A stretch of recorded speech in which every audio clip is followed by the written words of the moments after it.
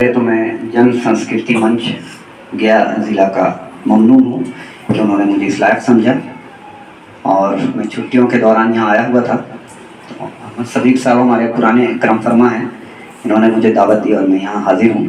और यहाँ तशरीफ़ फरमा तमाम लोगों से मैं उम्र में छोटा हूँ और इल्म में भी सबसे छोटा हूँ, इसलिए मैंने इनसे कहा कि पादरी साहब को पहले ना बुलवा कर आखिर में बुलवाना चाहिए। और ये गया के लिए एक एजाज़ की बात है और एक बड़ी बात है कि यहाँ पे जैसे अलीगढ़ वाले को अगर फ़ख्र है कि उनके यहाँ सैयद अहमद है, तो हमारे यहाँ भी एक सैयद अहमद मौजूद हैं। सैयद अहमद कादरी साहब मशहूर फिक्शन निगार हैं, सहाफ़ी हैं और बहुत बड़ा नाम है अदब का। इसी तरह से अहमद सदीक साहब हैं, ये सब हमारे मानवी उस्ताद रहे हैं, इनको देख कर हमने लिखना पढ़ना सीखा है और आज जो कुछ हूँ गया के अदीबों शायरों की वजह से हूँ। तो आप सबका एक दफ़ा फिर शुक्रिया। आज जैसा कि सर सैयद के हवाले से गुफ्तगू हो रही है, बहुत सारे तलबा ने भी बातें रखी, कई लोगों ने सारे ख्याल किया। तो सर सैयद जाहिर है कि इतना बड़ा नाम है कि उसके बहुत सारे पहलू हैं, उनके खिदमात की इतनी सारी बातें हैं कि किस किस पे गुफ्तगू की जाए और किसको छोड़ा जाए। जब आप देखेंगे उनके बचपन का ज़माना कि बचपन में उनकी वालदा का बहुत बड़ा रोल रहा उनको संवारने में, संभालने में। कहा जाता है कि एक दफ़ा किसी मुलाजिम को थप्पड़ मार दिया तो वालदा ने कहा कि चलो तुम घर से बाहर, और जब तक उस मुलाजिम से उन्होंने माफ़ी नहीं मांगी तब तक वालदा ने उनको घर में आने नहीं दिया। इसी तरह से उनके नाना का बहुत बड़ा रोल रहा, जो फरीद, जिनका नाम था सैयद फरीद। और दिल्ली का दौर था, आप सब जानते हैं कि दिल्ली बहुत मशहूर रही है, मुगलिया सल्तनत ख़त्म हो रही थी, कबूतरबाजी, बटेरबाजी, फूल वालों की सैर, तैराकी, ये सब चीज़ें थी। तवाइफ़ों का एक बड़ा नाम रहा है और कहा जाता था कि उमरा के यहाँ या जो बच्चे होते थे उनको तवाइफ़ों के यहाँ भेज दिया जाता था। सैयद अहमद का जब लड़कपन गुजरा और जवानी का वक्त आया तो ये भी तवाइफ़ों के यहाँ चले जाते थे गाने सुनने या ये किसी तरह का कुछ, मतलब जो एक आम इंसान थे, ऐसा नहीं थे। बहुत सारे लोग सर सैयद को पैगम्बरी के दर्जे पर पहुँचा देते हैं। वो एक आम आदमी थे, जैसा एक लड़का होता है बचपन में शरारत करता, बदमाशी करता, बाद में बड़ा होकर काम करता। तो सैयद अहमद भी जाते थे, घूमते थे, टहलते, तैराकी करने चले जा रहे, कभी कुछ चले जा रहे। तवाइफ़ों के बारे में सुना तो वालदा को बहुत ज़्यादा नाराज़गी हुई और कहा कि भाई इसकी जल्दी से शादी कर दो। अब इसी बात को मैंने अपनी किताब में लिखा था कि सैयद अहमद का कभी कभी तवाइफ़ों के यहाँ जाना हो जाता था।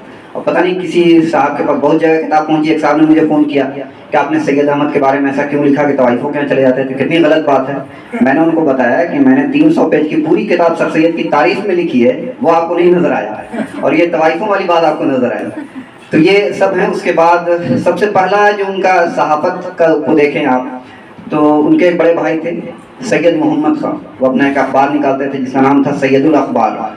1837 में वो निकलना शुरू हुआ था। उसको दुम्मुल अखवान भी कहते थे। वो वकीलों के लिए था, उसमें ज़्यादातर वकालत से जुड़े हुए लोगों के मुतालिक मज़ामीन या तहरीरें शाये होती थी।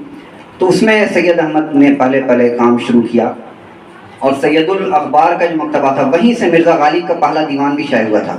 उसी दौरान सैयद अहमद ख़ान मिर्ज़ा गालिब के राब्ते में आए और उनसे बहुत कुछ सीखा। इनको लगा कि भाई कुछ करना चाहिए अदब के हवाले से, सहाफ़त के हवाले से, और उन लोगों की देखा देखी, अपने बड़े भाई की देखा देखी या गालिब की तहरीक पर इन्होंने कहा कि हम क्यों ना एक ऐसा काम करें कि दिल्ली की बहुत सारी इमारतें हैं, किले हैं, और जो नवाबों के या बादशाहों के जो किले हैं वो बहुत बुरी हालत में थे, तो उनको हम उनके बारे में कुछ ऐसी चीज़ लिख दें कि वो हमेशा के लिए यादगार बन जाए। और उन्होंने 1847 में किताब लिखी थी जिसका नाम है आसारुस सनादीर, जिसके लिए उन्होंने कुतुब मीनार पे भाड़ा होता है जो राज मजदूर यूज़ करते हैं प्लास्टर करने के लिए, वैसे भाड़े बनवा के ऊपर चढ़ते थे। वहाँ कुरान की आयतें लिखी रहती थी, कतबे लिखे रहते थे। उन सबको उन्होंने नोट किया और बताया कि दिल्ली में कौन कौन सी तारीख़ी इमारतें हैं, किसने बनवाई, कब बनी, ये सारी तफसीलात उसमें जमा की गई। और ये काम उनका इतना बड़ा था कि जिसको देख करके अंग्रेज़ हुकूमत बहुत ज़्यादा खुश हुई और इस किताब का तर्जुमा कुछ ही बरसों के बाद जो है अंग्रेज़ी में हो गया, फ्रांसीसी में हो गया, और इसी किताब की वजह से इनको रॉयल एशियाटिक सोसाइटी का फ़ेलो भी मुकर्रर किया गया, फ़ेलो बनाया गया। इसी के बाद उसी दौरान 1847 में किताब छपी, 1854 में इसका तर्जुमा हो जाता है। और उसके बाद का जो दौर आप सब जानते हैं कि हिंदुस्तान की पहली जंग आज़ादी 1857 में हुई थी, जिसको शुरू में गदर या बगावत का नाम दिया गया। और ये इतना बड़ा टर्निंग पॉइंट है कि जो सैयद अहमद की ज़िंदगी को भी बदल देता है, हिंदुस्तान की पूरी तारीख़ को बदल देता है, और अंग्रेज़ों के ख़िलाफ़ पूरा एक मोर्चा खुल जाता है। और इस जंग आज़ादी के बाद جب ہم اردو زبان کی بات کریں تو وقت ہے اسی کے لیے تو وقت ہے. تو یہ جو چیزیں ہیں کہ 1857 ایک ٹرننگ پوائنٹ تھا. اس کے بعد پورے ملک پر انگریزوں کا قبضہ ہو جاتا ہے اور بادشاہوں اور عمرہ کا جو حال تھا وہ کسی سے ڈھکا چھپا نہیں تھا. بادشاہوں کو عوام کی کوئی پرواہ نہیں تھی, بہت بری حالت تھی, اور اس کا فائدہ انگریزوں نے اٹھایا.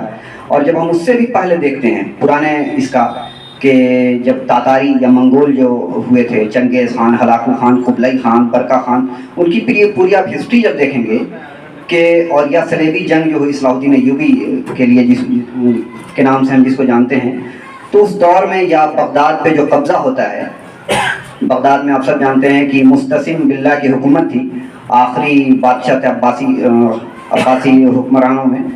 اور جب ہلاکو خان نے وہاں پورے بغداد کو تہہ کر دیا, خون کی ندیاں بہا دیں, تو اس کے بعد بھی جو یہ سب حالات مسلمانوں کے رہے ہیں. تو یہ سب جو حالات تھے یہ کہیں نہ کہیں مغربی حکومت کو نہیں تھے کہ بھائی مسلمانوں کا, اور یہ سب جو لوگ چنگیز خان یا ہلاکو خان یہ لوگ مسلمان نہیں تھے, یہ کوئی دوسرے مذہب کے ماننے والے تھے جو ایک شامانی مذہب کہلاتا تھا.